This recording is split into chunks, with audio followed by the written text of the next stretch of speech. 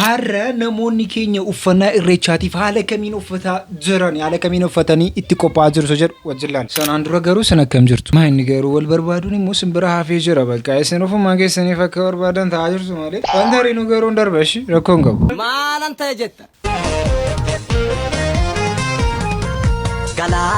Dhugaa rabbicha uffannaan Jimmaa kun ikku baay'ee bareeda moorota. Garuu agartanitu gidee maachi godhu. Mimi kan dhiiraatiin na barbaada mimi ijoolleen Jimmaa dhugaa rabbicha kan dhiiraatiin nan barbaada mimi footoo isaa qofa na erga. Beekuutu seedattu bidiru nama ceesisaa garaan jaalatee rafu laftu silbibi nama. Maa inni garuu bareedina mucattii wajjin maachii godheeti moo jechuun akkam uffatichumatu yaaddi kana bareedaa jira. Maa isii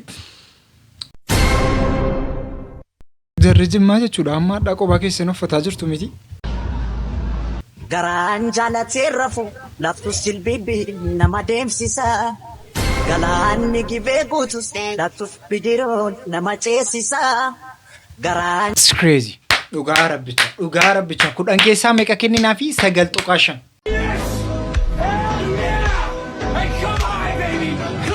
Eeshi inni kun immoo kan Arsiitii kan uffates Haayuttiidha.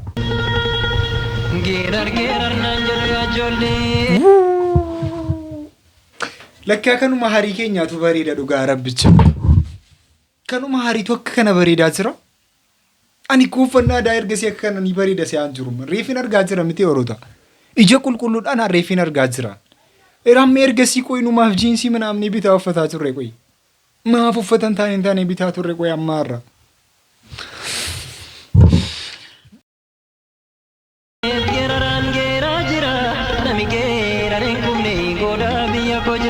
Dhugaa rabbicha dhugaa wajjin haasofna jennaani Haayuttiin baay'een bareeddu.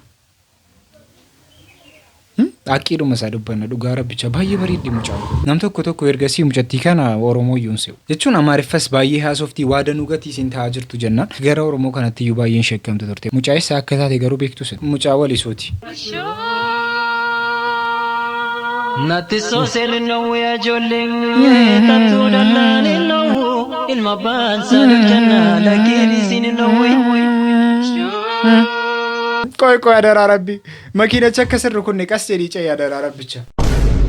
Irra diddigsa takkan irra diddisa ijoollee takka baasaa dinnicha maafanuu kaamsaan du'a babbaa takkalma sanyii qabne akkalma sanyoon nalchee takkalma sanyoon nalchee.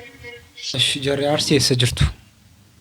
Amaanaa rabbicha bakka manatti hojjechiifamu qofa natti agarsiisaa.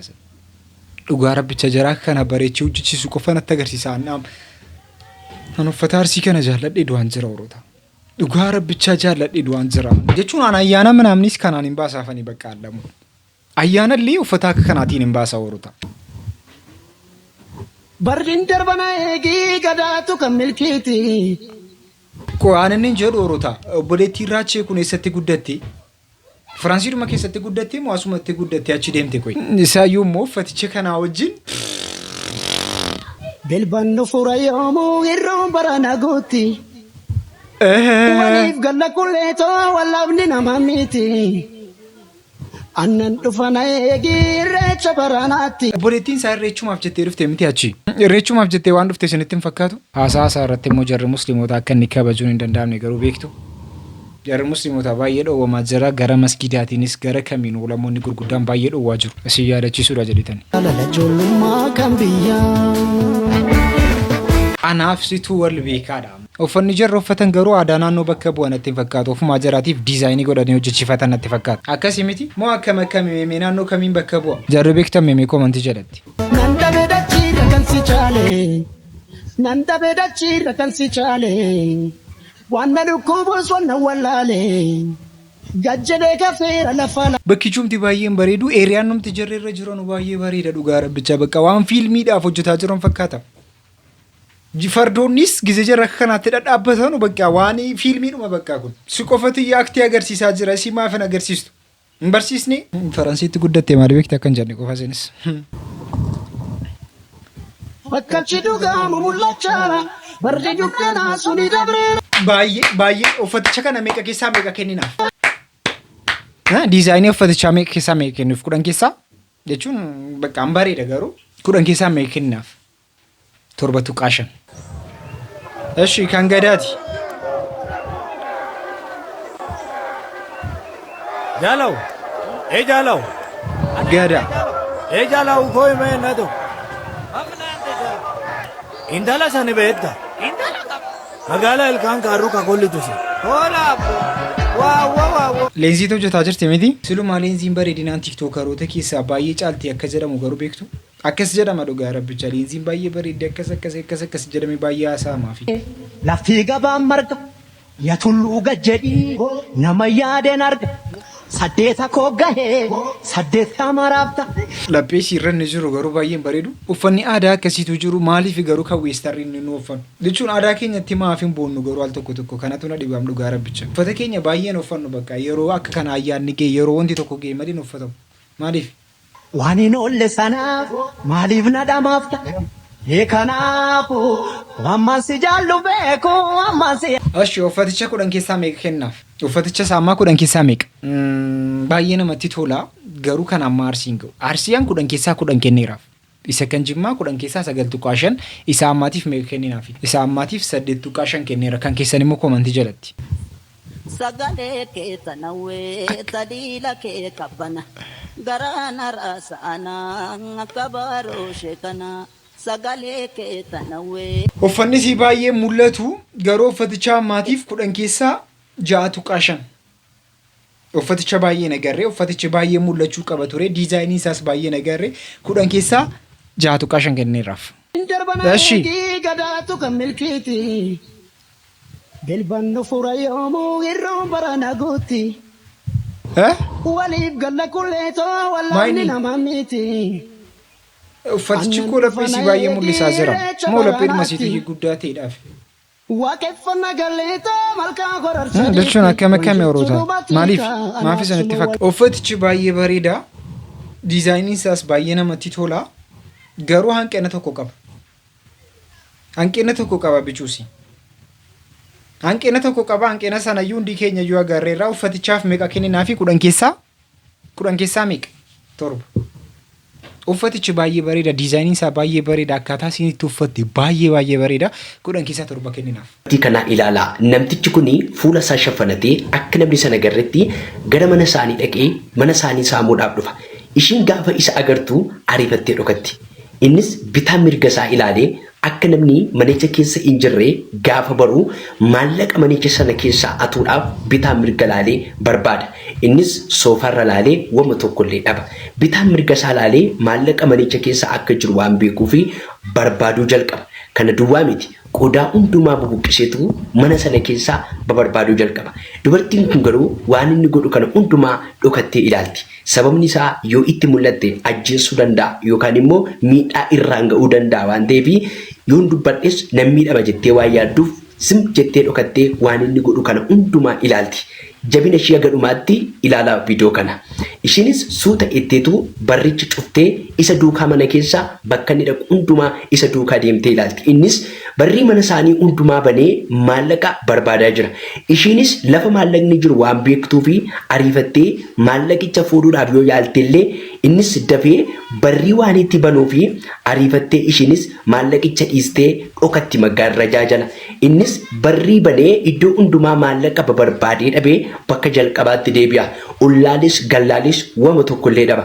Ishiin garuu ammallee kana hundumaa ilaalaa jirti. Ammas dhufee soofaarraa shaanxaa gaafa soofaarraa ol fuudhu maallaqni achi jala jira. Inni garuu shaanxaa kana jalatti maallaqa hin agarre. Otoo inni maallaqa hin argin akkuma inni shaanxaa ol fuudheenii silkiin irratti daawwalama. Jabinni dubartii kanaa baay'ee nama ajaa'iba. Paartiitu itti fufnee wajjin ilaalla. Viidiyoo kana amma dandeessan koppii linkii sheer godhaa. Akkaawuntii koo fooloo godhaa. Paartiituun isaa borii akkana harree bakka. Boriin qaqqabamaa inni hinduutu mo'adda. Jaamaan ijji kee borba nama jennaan akkamittiin har'a buleetan jettee wanta akkasiin jirudha ammoo. Wanta akkasiin jiru borii ilaalla paartiituun isaa.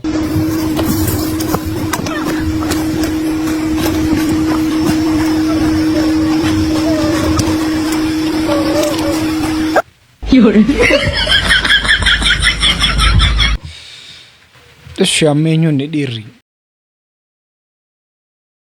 Onneen kan koo baay'ees jaallata afaan kan koo seenaa kee dubbata. Yaa qulqulluu namaa naaf taatee akkamaa kan naaf furamtee harkaa fi harmaa. Deemuudhaaf kanaan ani wayii tabbaanan dadhabee barreessuudhaaf jennaan amma kunoo hambaan bokkaadhabe. Wanta namni jedhu naatiin daangeffamtu haala fuutee kaatee tarattoon hin gattu. Onneen kee hawween akka dadhabu namni falmatee barchuu hin qabu.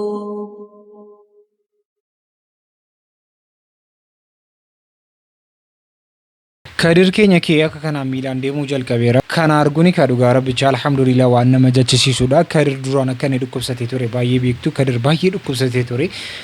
Amma garuu akka kanaan miilaan deemuu jalqabeera. Wanti yaan Oromoo ta'uu sitti himee maaltu itti dhaga'ama? Duraan dursee bakka baguma Oromoo ta'een jedha.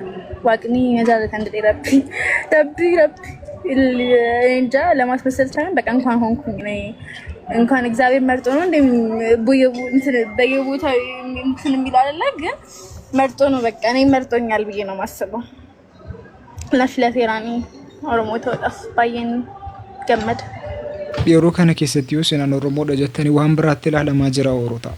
Oromoodha gizeessin jettanii waan biraa ta'aa jira amma gizeen kun. Yeroo kana dadhabnee jirra haa ta'u malee garuu yeroo akka kanaa immoo jarri akka kanaa kun gizee jarri akka kanaatti haasa'an dhugaa rabbicha. Jarri feemeesii gizee jarri haasa'an.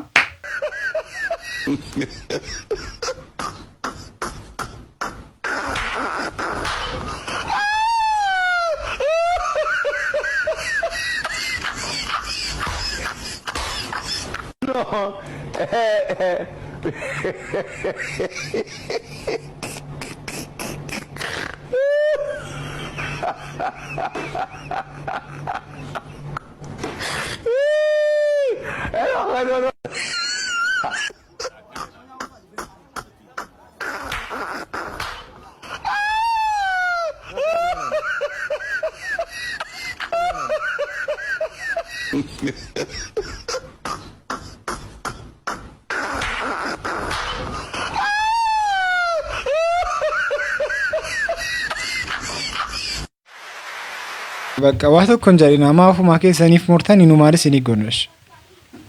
Ma akkam caammaa uffattanii baatan illee beektanu gizee sila murtan maaf ilaallattan.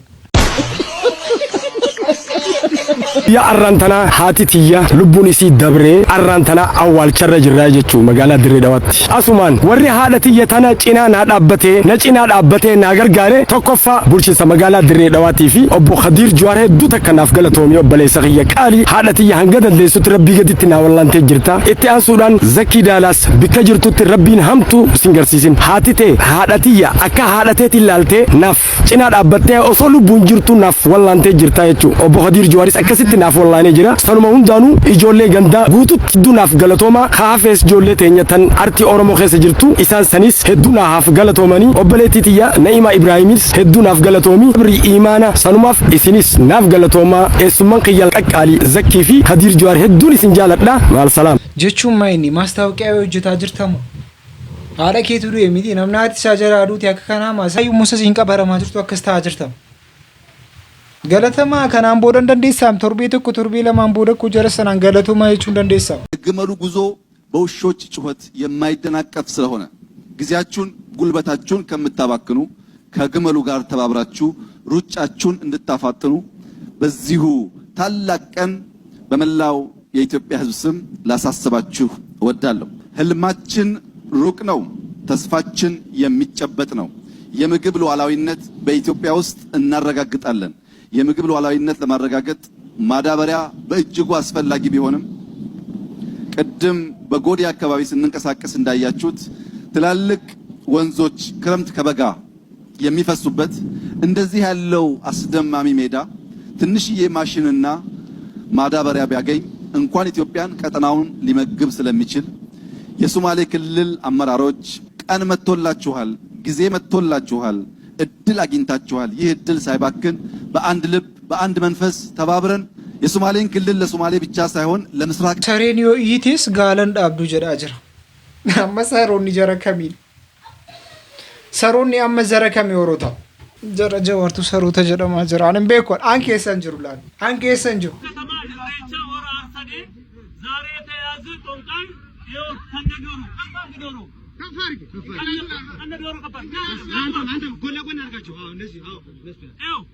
እሬቻ ማለት የፍቅር የመቻቻል የመከባበር የአባገዳ ልጆች እንኳን ከጨለማ ወደ ብርሃን አወጣችሁ ብለው የምንገናኝበት ቦታ እጀከፍንጅ ዶሮ ሊጥሉት የተያዙት ጠንቋዮች ህይወት የኢትዮጵያ ህዝቦች እኛ የሚፈልገው ፍቅርና አንድነት ነው እንጂ irreecha irratti akkuma isin beektan wanti baay'een ni ka'a wanti baay'een seenaa saama yeroo kana keessatti mujaroonni kun immoo sanatti fayyadamuudha jedhanii handaanqoo fuudhanii malkaa sana keessatti gatuudha jennaan qabamanii jiru baay'ee nama dhiba garuu namni kun akka inni nama akka kana xureessuu barbaadu